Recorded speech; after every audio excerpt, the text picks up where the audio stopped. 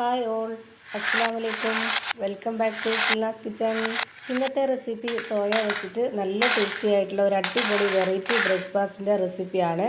അപ്പോൾ നമുക്ക് ഈ ഒരു സോയ വെച്ചിട്ട് നല്ല ടേസ്റ്റി ആയിട്ടുള്ള ഒരു വെറൈറ്റി സോയ ചപ്പാത്തി തയ്യാറാക്കിയെടുക്കാം. നല്ല ടേസ്റ്റാണ് ഇത് കഴിക്കാനായിട്ട്. ഈ ഒരു രീതിയിൽ നമ്മൾ തയ്യാറാക്കി എടുക്കുകയാണെന്നുണ്ടെങ്കിൽ പ്രത്യേകിച്ച് കറികളുടെ ഒന്നും ആവശ്യമില്ല. ഇനി കറികളുടെ കൂടെ തന്നെ കഴിക്കണം എന്നുള്ളവർക്ക് ഏത് കറിയും ചേരും. ആ ഒരു രീതിയിലാണ് നമ്മളിത് തയ്യാറാക്കിയെടുക്കുന്നത്.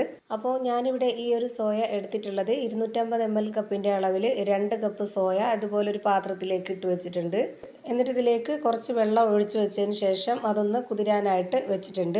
അങ്ങനെ ഇത് കുതിരാനായിട്ട് വെച്ചിരുന്നതിന് ശേഷം ഒരു 2 മണിക്കൂർ കഴിഞ്ഞെടുക്കുമ്പോഴത്തേക്ക് ഇതുപോലെ നന്നായിട്ട് കുതിർന്ന് കിട്ടും. അങ്ങനെ സോയ ഇതുപോലെ കുതിർന്ന് കിട്ടിയതിന് ശേഷം നമുക്കിത് നന്നായിട്ടൊന്ന് കഴുകിയെടുക്കണം. അങ്ങനെ 3-4 പ്രാവശ്യം കഴുകിയെടുത്തതിന് ശേഷം ആ ഒരു വെള്ളം കൂടെ ഇതിൽ നിന്ന് നന്നായിട്ട് പിഴിഞ്ഞ് ഇതുപോലെ വേറൊരു പാത്രത്തിലേക്ക് മാറ്റണം. ഒട്ടും തന്നെ വെള്ളത്തിൻ്റെ അംശമില്ലാതെ നമുക്കിതുപോലെ പിഴിഞ്ഞ് വേറൊരു പാത്രത്തിലേക്ക് മാറ്റാവുന്നതാണ്. നമ്മുടെ ഈ ഒരു വീഡിയോസ് കണ്ടുകൊണ്ടിരിക്കുമ്പോൾ തന്നെ സിൽനാസ് കിച്ചൺ ചാനൽ ആദ്യമായിട്ട് കാണുന്നവരും ഇതുവരെയും കണ്ട് സബ്സ്ക്രൈബ് ചെയ്യാത്തവരും പ്ലീസ് ഒന്ന് സബ്സ്ക്രൈബ് ചെയ്തേക്കണേ. ഒപ്പം തന്നെ നിങ്ങൾക്ക് ഈ വീഡിയോ ഇഷ്ടപ്പെടുകയാണെങ്കിൽ ഒരു ലൈക്ക് ചെയ്യാനും മറക്കരുത്. അപ്പോൾ ഞാനിവിടെ ഈ ഒരു സോയ നന്നായിട്ട് പിഴിഞ്ഞെടുത്തിട്ട് വെള്ളമെല്ലാം മാറ്റിയിട്ടുണ്ട്. ഇപ്പം ഞാനിതാ ഇതിൽ നിന്ന് ഒരെണ്ണം എടുത്തിട്ട് കാണിച്ചു തരാം. അതായത് ഇതുപോലെ വെള്ളത്തിൻ്റെ അംശം ഒട്ടും തന്നെ ഇറ്റ് വീഴാത്ത രീതിയിൽ നമ്മൾ പിഴിഞ്ഞ് മാറ്റിയിരിക്കണം. എന്നാലേ ഈ ഒരു റെസിപ്പി ചെയ്തെടുക്കുമ്പോൾ നന്നായിട്ട് പെർഫെക്റ്റ് ആയിട്ട് കിട്ടുള്ളൂ. ഇനി ഈ മുഴുവൻ സോയയും നമുക്കൊന്ന് ക്രഷ് ചെയ്തിട്ടെടുക്കണം. അപ്പോൾ അതിന് വേണ്ടിയിട്ട് ഞാനിവിടെ ഒരു മിക്സിയുടെ ജാറിലേക്ക് പകുതിയോളം ഇട്ട് കൊടുത്തിട്ടുണ്ട്.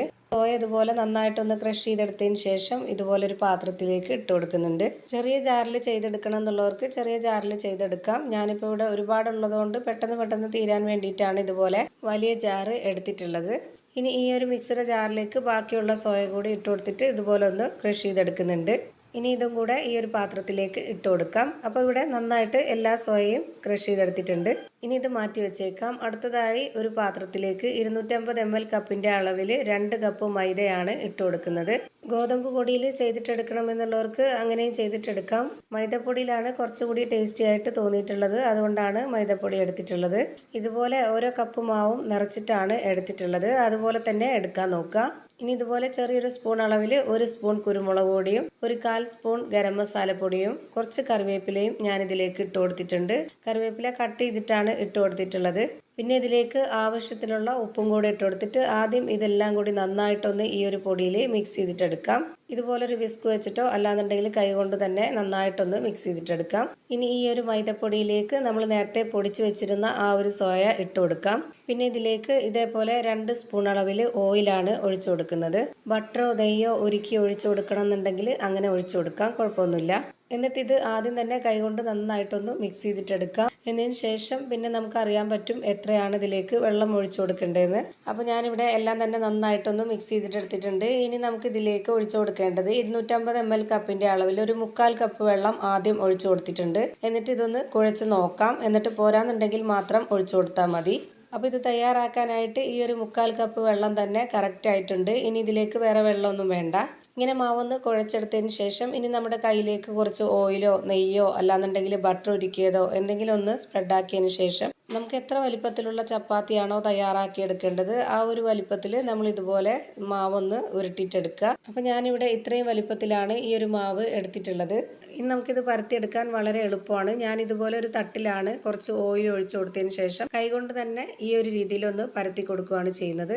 ഇതുപോലെ തന്നെ കൗണ്ടർ ടോപ്പിലോ അല്ലാന്നുണ്ടെങ്കിൽ ഇതുപോലൊരു ബോർഡിലോ ഇതുപോലൊരു പാത്രത്തിലോ ഒക്കെ ചെയ്തിട്ടെടുക്കാവുന്നതാണ്. എനിക്കിപ്പോൾ ഇതാണ് എളുപ്പമായിട്ട് തോന്നിയിട്ടുള്ളത്. അതുകൊണ്ടാണ് ഇതുപോലൊരു പാത്രത്തിൽ ചെയ്തിട്ടെടുത്തത്. ഇപ്പോൾ ദാ ഒരുപാട് കട്ടിയാവാതെ എന്നാൽ നന്നായിട്ട് നൈസായിട്ടും അല്ലാത്ത ഈ ഒരു പരുവത്തിലാണ് ഞാനിപ്പോൾ ഇത് റെഡിയാക്കി എടുത്തിട്ടുള്ളത്. ഇനി നമുക്കിത് ചുട്ടെടുക്കാവുന്നതാണ്. അപ്പോൾ അതിനായിട്ട് ഞാനിവിടെ ഒരു പാൻ വെച്ച് കൊടുത്തിട്ടുണ്ട്. അതിലേക്ക് കുറച്ച് ഓയിലൊന്ന് ഇതുപോലെ നന്നായിട്ടൊന്ന് സ്പ്രെഡാക്കി കൊടുത്തതിന് ശേഷം അതിലേക്ക് ഈ മാവ് ഇട്ട് കൊടുക്കാം. പാൻ നന്നായി ചൂടായതിനു ശേഷം ഈ മാവ് ഇട്ട് കൊടുത്തിട്ടൊന്ന് മീഡിയം ഫ്ലെയിമിൽ ഇട്ട് കൊടുക്കണം. എന്നിട്ട് ആ ഒരു ഫ്ലെയിമിൽ തന്നെ വെച്ചിരുന്നിട്ട് വേണം നമ്മളിത് വേവിച്ചെടുക്കാനായിട്ട്. പിന്നെ ഇതിന് മുകളിലേക്ക് കൂടി കുറച്ച് ഓയിലൊന്ന് സ്പ്രെഡാക്കി കൊടുത്തതിന് ശേഷം ഇതൊന്ന് തിരിച്ചിട്ട് കൊടുക്കാം. ഇപ്പോൾ ഇതിൻ്റെ ഒരു സൈഡ് നന്നായിട്ട് വെന്ത് കിട്ടിയിട്ടുണ്ട്. ഇനി ഈ ഒരു ഭാഗം കൂടി നല്ല പോലെ ഒന്ന് വെന്ത് കിട്ടട്ടെ. ഇനി ഇത് ഒന്നുകൂടി തിരിച്ചിട്ട് കൊടുക്കുന്നുണ്ട്. അപ്പോൾ ഇതിൻ്റെ 2 സൈഡും ഇപ്പോൾ നന്നായിട്ട് വെന്ത് കിട്ടിയിട്ടുണ്ട്. ഇനി നമുക്കിത് പാനിൽ നിന്ന് എടുത്ത് മാറ്റാവുന്നതാണ്. അപ്പോൾ ഇതുപോലെ തന്നെ എല്ലാ മാവിലും ചുട്ടെടുത്തതിന് ശേഷം ഒരു പാത്രത്തിലേക്ക് മാറ്റാവുന്നതാണ്. അപ്പോൾ ഇതാ അടിപൊളി ഒരു വെറൈറ്റി ടേസ്റ്റി ആയിട്ടുള്ള സോയ വെച്ചിട്ടുള്ള ഒരു ബ്രേക്ക്ഫാസ്റ്റ് ആണ് ഇവിടെ റെഡിയായി കിട്ടിയിട്ടുള്ളത്. തീർച്ചയായിട്ടും ഇത് എല്ലാവർക്കും ഇഷ്ടമാവും. അത്രയും നല്ല ടേസ്റ്റി ആയിട്ടുള്ള ഒരു റെസിപ്പിയാണ്. ഇത് കറികളില്ലാതെയോ കറികളുടെ കൂടെയോ എങ്ങനെ വേണമെങ്കിലും കഴിക്കാവുന്നതാണ്. അപ്പോൾ ഇത്രയേ ഉള്ളൂ ഇന്നത്തെ വീഡിയോ ഇഷ്ടമായാൽ ലൈക്ക് ചെയ്യാനും കമൻറ്റ് ചെയ്യാനും ഷെയർ ചെയ്യാനും മറക്കരുത്. അതുപോലെ തന്നെ ഞാനിടുന്ന പുതിയ വീഡിയോസ് നോട്ടിഫിക്കേഷനായിട്ട് കിട്ടുന്നതിന് വേണ്ടി സബ്സ്ക്രൈബ് ചെയ്ത് ബെല്ലൈക്കൺ അമർത്തി അതിൽ ഓൾ എന്ന ഓപ്ഷൻ എനേബിൾ ചെയ്ത് കൊടുക്കാനും മറക്കരുത്. പുതിയൊരു വീഡിയോയുമായി വീണ്ടും വരും. Thank you for watching.